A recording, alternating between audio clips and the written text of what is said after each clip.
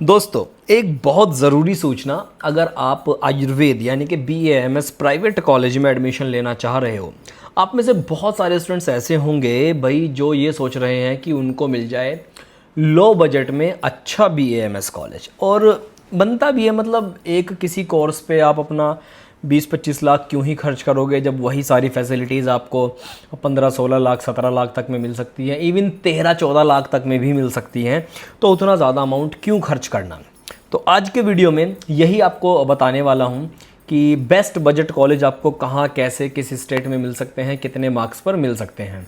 तो दोस्तों, अगर हम बजट BAMS कॉलेजेस की बात करते हैं तो उसमें सबसे पहले जो नाम निकल कर के आता है वो आता है उत्तर प्रदेश का। अगर आप किसी भी स्टेट से हैं, महाराष्ट्र से हैं, राजस्थान से हैं, पंजाब से हैं, गुजरात से हैं या मध्य प्रदेश, हरियाणा, दिल्ली, कहीं से भी आप हैं और आपके मार्क्स जो हैं क्वालिफाइंग में जस्ट एकदम, मार्क्स भी कम है, मान लीजिए आपके एकदम जस्ट आप क्वालिफाइड हो, जनरल कैटेगरी में क्वालिफाइड होने चाहिए आप। अगर आप यूपी से अलग स्टेट में हैं और यूपी में प्राइवेट कॉलेज में एडमिशन लेना चाहते हैं तो आप जनरल कैटेगरी में जस्ट क्वालिफाइड भी हैं और आप एक अच्छा कॉलेज देख रहे हैं जिसकी फ़ीस भी कम हो और सारी फैसिलिटीज़ भी आपको मिले, तो मैं आपको बता देना चाहता हूँ यूपी में एक तरह से इस टाइम पर आयुर्वेद का हब है। लगभग 70 से भी ज़्यादा प्राइवेट कॉलेजेस हैं जो कि आयुर्वेद के कोर्स को ऑफ़र करते हैं। बहुत अच्छे अच्छे कॉलेजेस हैं, बहुत सारे कॉलेजेस ऐसे हैं जो नए भी बने हैं, बहुत सारे कॉलेजेस ऐसे हैं जो पुराने भी चल रहे हैं और बजट उनका बहुत ज़्यादा नहीं है, आपको इजीली मिल भी जाएंगे, कम कट ऑफ पर भी मिल जाएंगे। सबसे पहली बात, अगर देखो, ये मैं ये नहीं कह रहा कि तुम मेरी बात मानो पुनीत सुपरस्टार की तरह, तुम खुद देखो ना।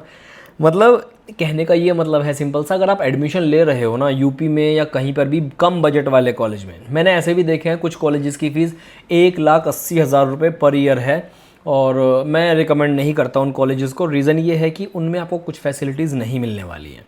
तो मिनिमम 2 लाख रुपए फ़ी हो कॉलेज की तो आप ले लेना। कम बजट के चक्कर में ये नहीं है कि आप अपने पूरे 5 साल ही बर्बाद कर लो। तो यूपी में अगर आप लेने का सोच रहे हो एडमिशन या कहीं पर भी, तो कुछ चीज़ों को कंसीडर करके चलना बहुत अच्छे से, जो कि आपके लिए बहुत ज़्यादा ज़रूरी भी है। ज़रूरी क्या चीज़ें हैं, जैसे कि अगर आप किसी भी कॉलेज में ले रहे हो, फ़ी कितना ही कम क्यों ना हो, उस कॉलेज के सभी डिपार्टमेंट्स प्रॉपर वेल मेंटेन्ड होने चाहिए। एडमिशन लेने से पहले जाओ भाई, देख के आओ कॉलेज कैसा है, विजिट करके आओ। डिपार्टमेंट्स डिपार्टमेंट्स जितने भी हैं वो वेल मेंटेन्ड होने चाहिए सारे के सारे। फैकल्टीज़ प्रॉपर होने चाहिए कॉलेज में। अगर फैकल्टीज़ नहीं है, ऑन पेपर चल रहे हैं, 2 टीचर हैं और वो सारा का सारा कुछ पढ़ा रहे हैं, तो कुछ नहीं आपके हाथ आने वाला। लिटरली मतलब आपको कुछ नहीं मिलेगा। तो फैकल्टीज़ प्रॉपर होने चाहिए। दूसरा, हॉस्पिटल अच्छे से वेल फर्निश्ड, वेल मेंटेन्ड होना चाहिए। पेशेंट फ्लो कम है, इट्स ओके। बहुत सारे बच्चे ये लोग कहते हैं कि पेशेंट फ्लो अच्छा होगा हम तो तभी लेंगे। अरे मेरे भाई, अभी आपको 4 साल लगेंगे पेशेंट फ्लो तक जाने के लिए। तब तक अगर आपके कॉलेज का पेशेंट फ्लो नहीं भी है ना तो इंक्रीज़ हो जाएगा 4 साल में। अगर पेशेंट फ्लो कम है ना तो भी आप कॉलेज को कंसीडर कर सकते हो, बस फैसिलिटीज़ अच्छी होनी चाहिए।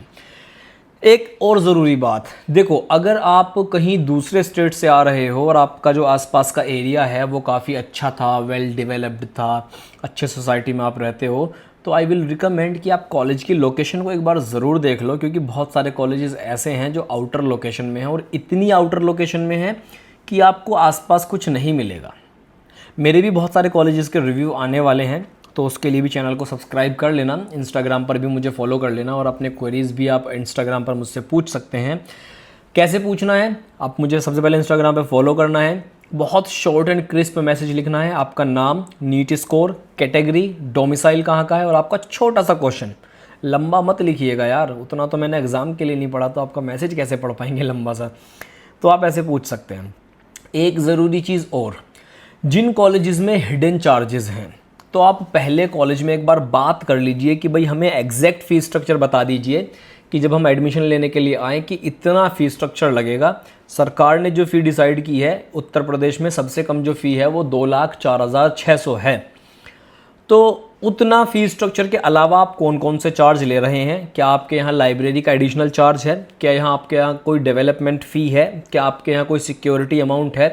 क्या कोई लाइब्रेरी के चार्जेस हैं? क्या कोई एग्ज़ाम फ़ी है? इसके अलावा कोई फ़ी है, एनुअल फ़ी, एनुअल फेस्ट फ़ी, कुछ भी, सब कुछ क्लियर पूछ लो पहले ही। कि हमें बता दीजिए कुछ, अगर है तो हम पहले से ही मन बना के रखेंगे। कुछ कॉलेजेस ऐसे हैं यूपी में जो एग्री हो जाते हैं 2,04,600 से कम पे एडमिशन देने के लिए। रीज़न ये है कि उनके कॉलेजेस में बच्चे नहीं जाते, वो बच्चों को लालच देने के लिए कम मार्क्स पर एग्री हो जाते हैं, कम फ़ी पे एग्री हो जाते हैं कि 2,04,000 फ़ी है, हम आपका 1.5 लाख में एडमिशन दे देंगे, हम आपको 50-60 हज़ार का जो है वो छूट दे देते हैं। But I will not recommend कि आप उस कॉलेज में जाओ।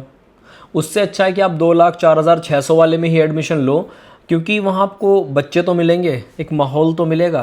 तो इतना भी ज़्यादा लो बजट में आप मत जाइए, मैनेज कर लो यार, पैसा बाद में तो चुका दोगे, लोन ले लो, एजुकेशन लोन वगैरह ले सकते हैं, अवेलेबल हैं कॉलेजेस में, फैसिलिटीज़ होती हैं, बैंक पैसा देते हैं, इधर उधर से कहीं से ले सकते हो, पढ़ाई कर लो, कैसे भी कर लो, बाद में तो आप चुका ही दोगे। ये हो गया।